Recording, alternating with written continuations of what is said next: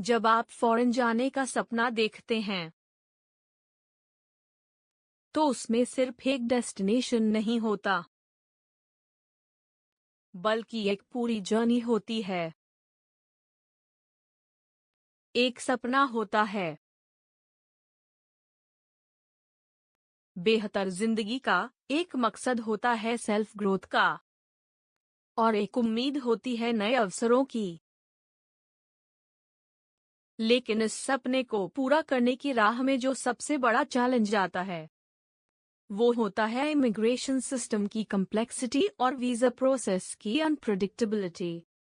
इस स्क्रिप्ट में हम बात करेंगे यूएस वीजा प्रोसेस के रीसेंट चेंजेस की, ड्रॉपबॉक्स से जुड़े बदलावों की, और ये समझने की कोशिश करेंगे कि इन सब का असर एप्लीकेंट्स पर कैसे पड़ता है। यह डिस्कशन न सिर्फ इंफॉर्मेशनल है बल्कि इमोशनल भी है, क्योंकि हर वीजा एप्लीकेशन के पीछे एक इंसान की उम्मीद, मेहनत और विजन छुपा होता है। अब बात करते हैं वीजा प्रोसेस के उस पार्ट की जिसे हम जनरली आसान मान लेते थे, ड्रॉप बॉक्स। पहले ये फैसिलिटी उन एप्लीकेंट्स के लिए बहुत कन्वीनियंट होती थी डंडा जो पहले यूएस वीजा ले चुके होते डंडा थे और रिन्यू करना चाहते थे। लेकिन अब ये प्रोसेस उतना सिंपल नहीं रह गया है। बहुत सारे लोगों को जो पहले ड्रॉप बॉक्स के एलिजिबल होते थे अब उन्हें इन पर्सन इंटरव्यू के लिए बुलाया जा रहा है। कई बार बायोमेट्रिक्स के लिए भी अपॉइंटमेंट देना पड़ रहा है। यह बदलाव कई एप्लीकेंट्स के लिए शॉकिंग रहा है, स्पेशली उनके लिए जो समझते थे कि ड्रॉप बॉक्स एक स्मूथ और फास्ट प्रोसेस है। अब कॉन्सुलेट्स का कहना है कि उन्होंने सिक्योरिटी डंडा और एलिजिबिलिटी क्राइटेरिया को और स्ट्रिक्ट किया है। इसका मतलब ये हुआ कि अब हर एप्लीकेंट को डंडा और ज्यादा डॉक्यूमेंटेशन रेडी रखना होगा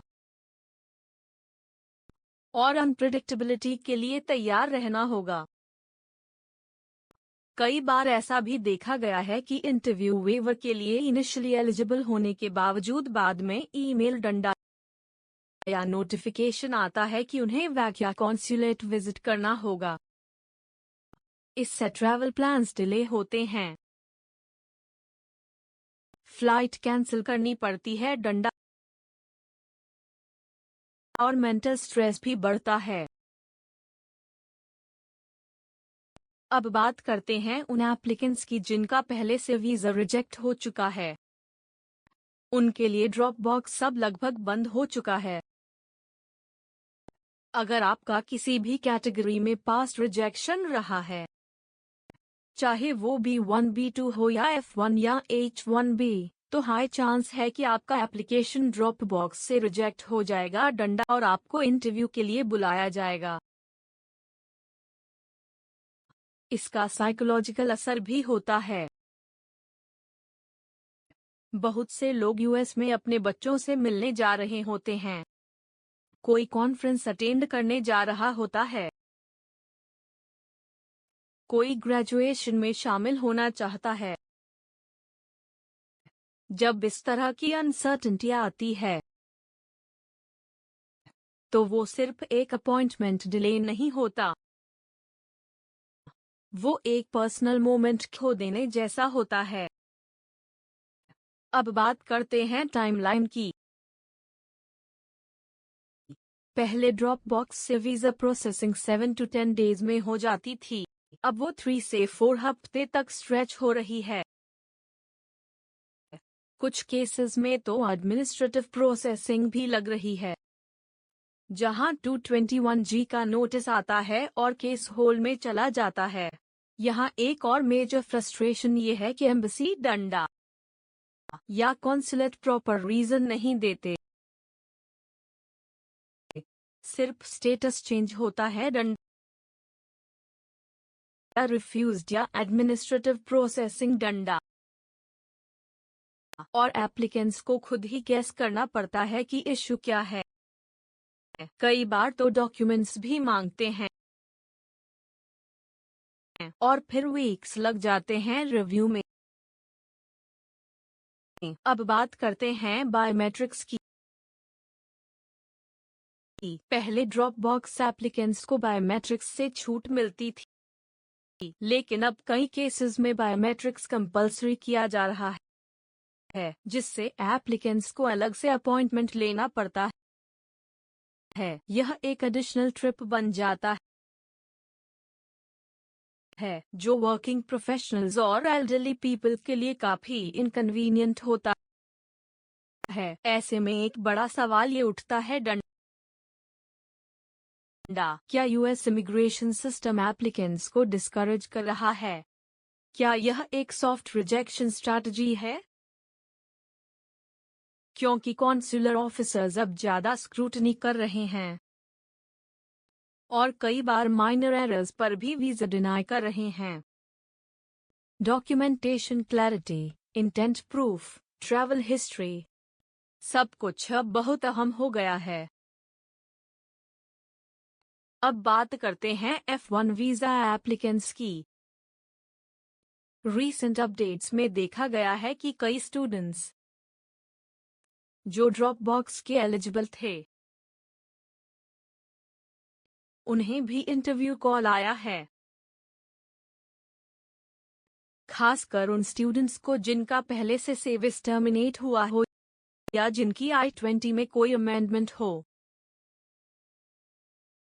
ये पैटर्न दिखाता है कि कॉन्सुलेट्स अब हर केस को ग्रैनुलर लेवल पर इवैल्यूएट कर रहे हैं।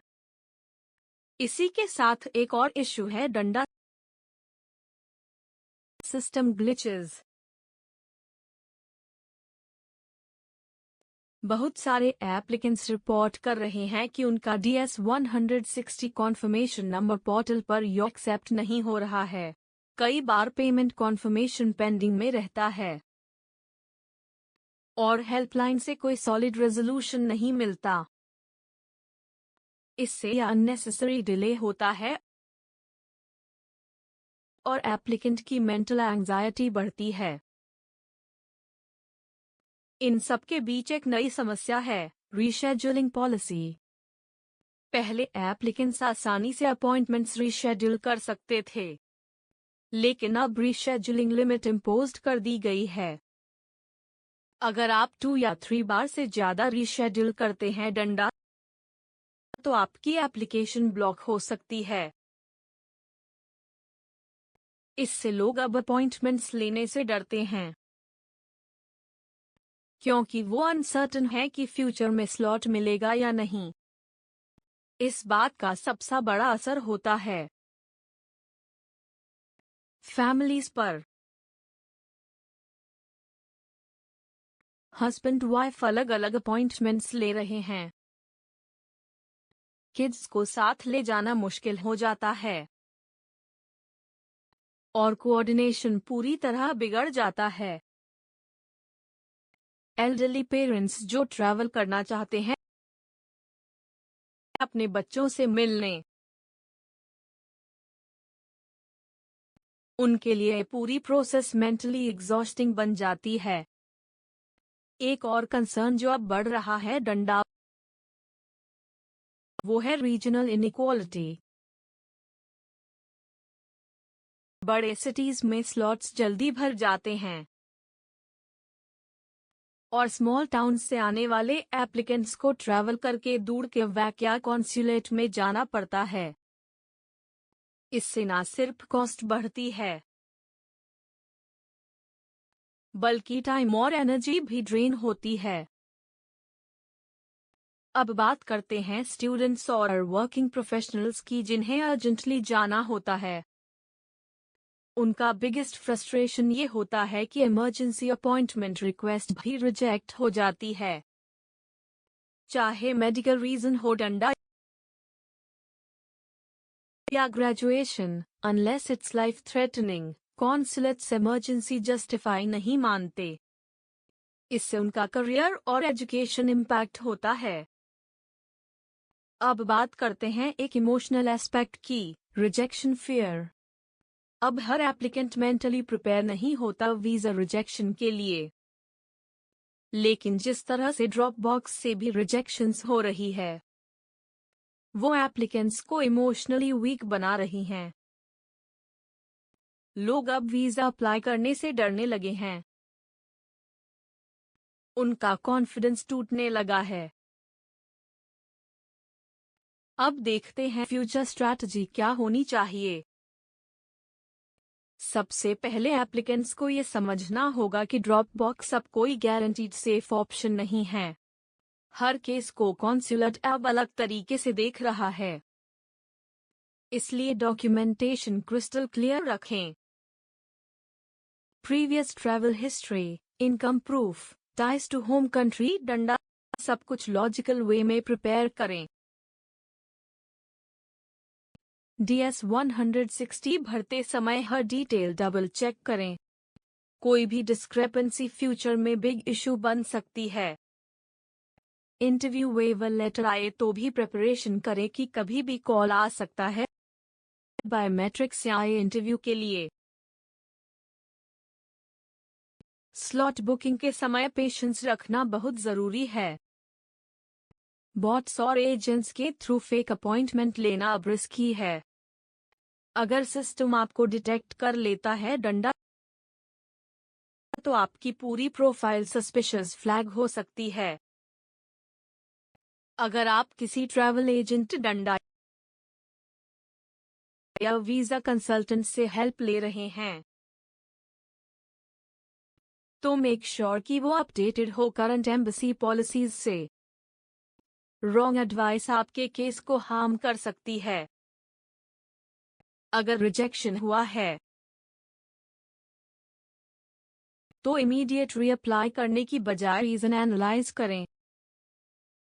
न्यू DS-160 भरें, फ्रेश डॉक्यूमेंट्स लगाएं, डंडा और पास्ट इश्यूज एड्रेस करें। कुछ लोग सोचते हैं कि अगर एक बार ड्रॉप बॉक्स रिजेक्ट हुआ है डंडा, तो दोबारा अप्लाई कर सकते हैं। Yes, but only after correcting previous mistakes. Same documents के साथ दोबारा फाइल मत करें। और सबसे इम्पोर्टेंट, मेंटली प्रिपेयर रहें। वीजा रिजेक्शन एंड नहीं है। कई बारें सिर्फ एक सिस्टम लिमिटेशन होता है, ना कि आपकी वर्थ का रिफ्लेक्शन। एम्बेसी सिस्टम्स में ट्रांसपेरेंसी की कमी है, लेकिन एप्लीकेंट्स को क्लैरिटी, डंडा और कामनेस मेंटेन करनी चाहिए।